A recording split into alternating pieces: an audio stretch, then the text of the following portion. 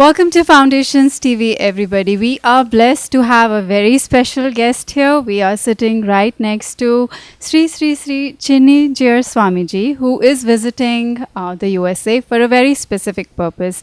Welcome to Foundations TV and welcome to Boston. Jai Srimanarayana, we are very happy to meet with you and all the viewers of this Foundations TV. Thank you so much for your time. And my first question to you is about Ramanuja's teachings. What is it that inspired you as a person, as a human being, to propagate this message to the entire world? People who got experience with the life of Ramanujacharya, if we categorize them two sections, few are believers in God and few non-believers of God. So for believers of God, he is the personified divinity. But for non-believers, he is an embodiment of human values. That's what attracted us towards him. So that was, of course, 1,000 years ago. So do you see the relevance of his teachings even today? Yes, exactly, because he taught a concept of divine love towards the entire universe. He said the universe we live in is a body, and each one of us are different parts of that particular body. If we know really this message, people won't hate each other on the name of religion, on the name of race, on the name of color, caste, creed, and status. In a body, hand works for something, legs work for something else.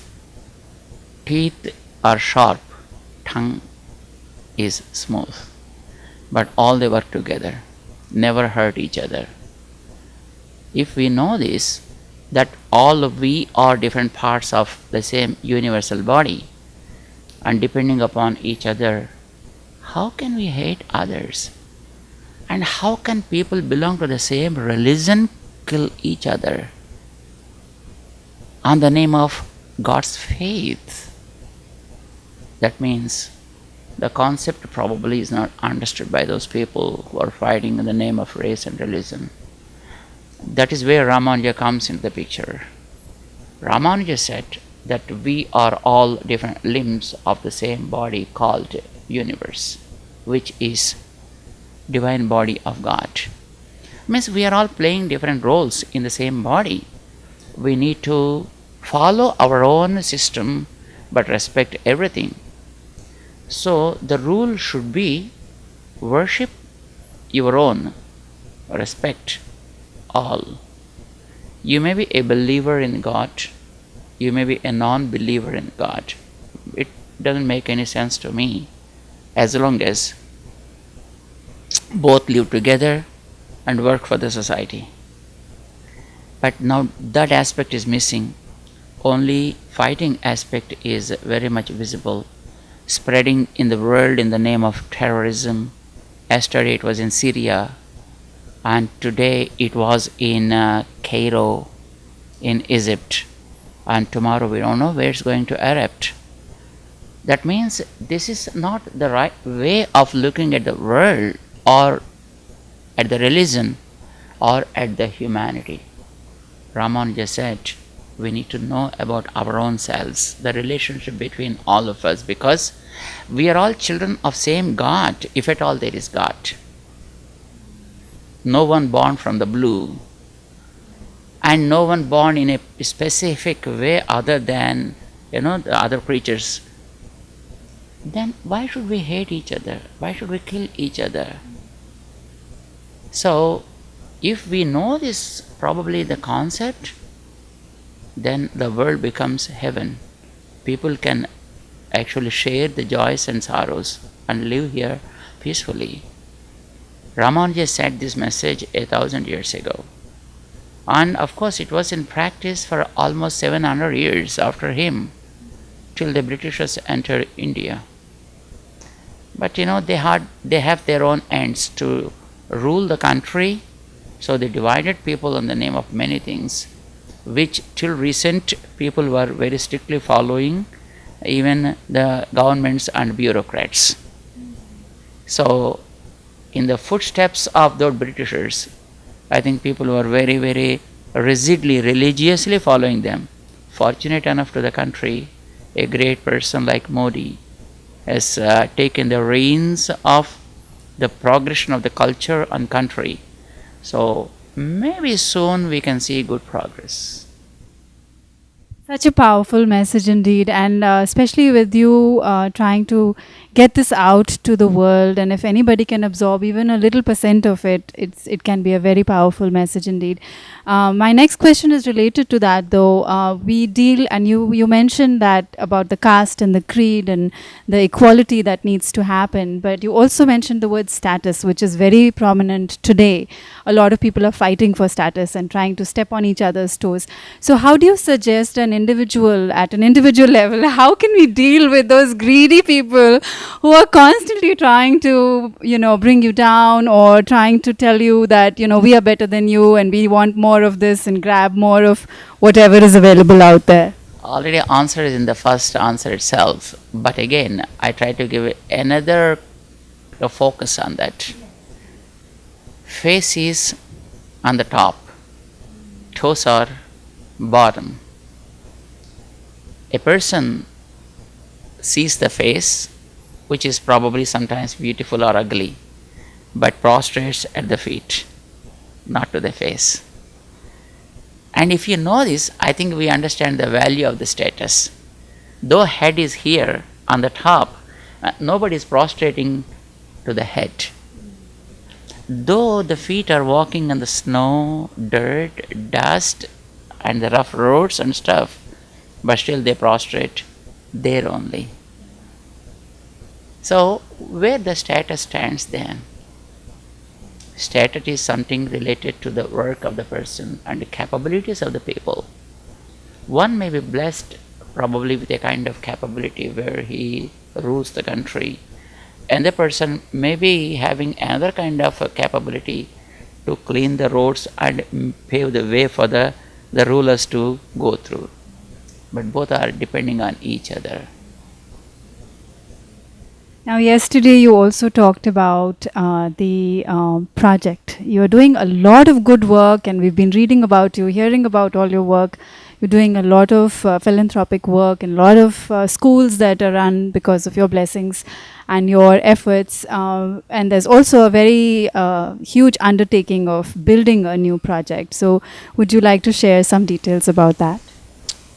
It's a kind of gratitude that we need to have toward the society.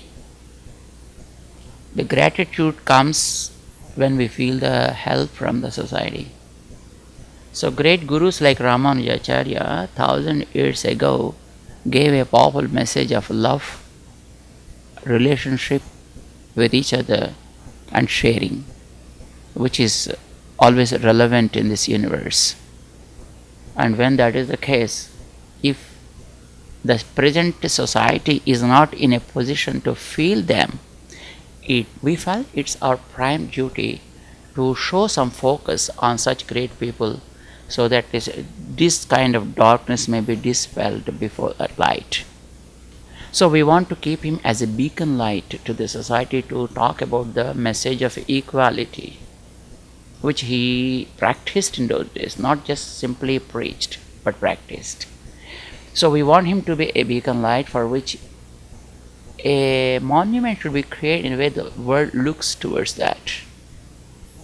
If you make something small and nobody cares, so when people are very much with a Google, and when they want to consult everything with Mr. Google, and then you need to put something that catches the Google. So when somebody wants to find out what is the tallest sitting statue in the world, and if a person comes with prostration and with a stick in hand, who is this guy? Why he is prostrating? And why he is holding the stick? What does it mean? People may go deep into the story and may understand, yes, There is a person 1,000 years ago whose message is still relevant to bridge the gaps between the people of the society. Not just people of the society, between the nature and man also. Because in those days Ramanuja also described the beauty of the nature, saying that it is divine form of God. You worship God, right? So worship the nature too. So protecting the nature and maintaining the ecological balances is what our people say today for selfish ends.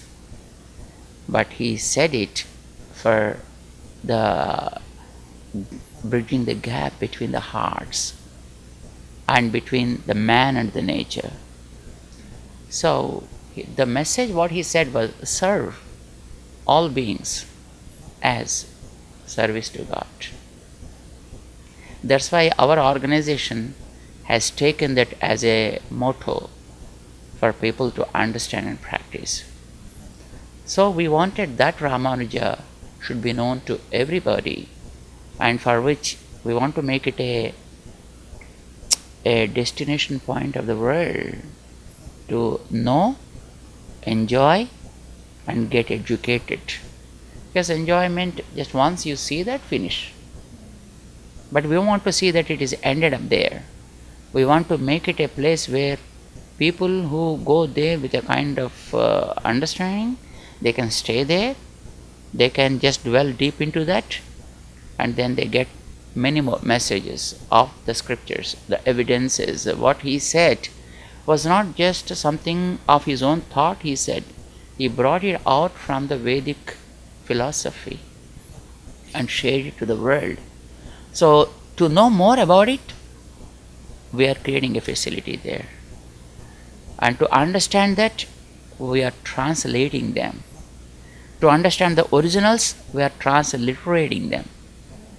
So the scriptures we present as it is, we give the facility there to transliterate, and also we are putting our efforts. Of course, translation is a very big project because the literature is so vast.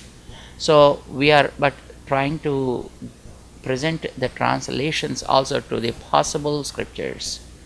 At the same time, because we are talking about the equality, so there are many great leaders across the world who fought for the values of the equality. We collected most of the information from different continents, like from Africa, from Europe, from Australia, from Asia, from different countries. We collected the information. Now the database is ready. So we want to make it in a form where a big hall of a gallery of the world leaders of equality is created there in the project in Hyderabad, and where we give all this information. So people go there, depending upon the availability of their time, they can get the essence in 1 minute, or if they are interested, they can go just deep into the work of those people, where, how, what they did, and so on, and that also is available there. That's how we are making that. So it's a big project, of course, but we invite the good-hearted people to take a part in that big project and do what best they are able to do there. It's a common platform we are creating, which can be used by all good-hearted people to make it more and more educative and enjoyable by all the seekers. We wish this project all the best, and with your blessings, I'm sure it will be a very beautiful endeavor and a beautiful project. Thank you so much for sharing your time, energy. Yes, Jivanarayan. Thank you.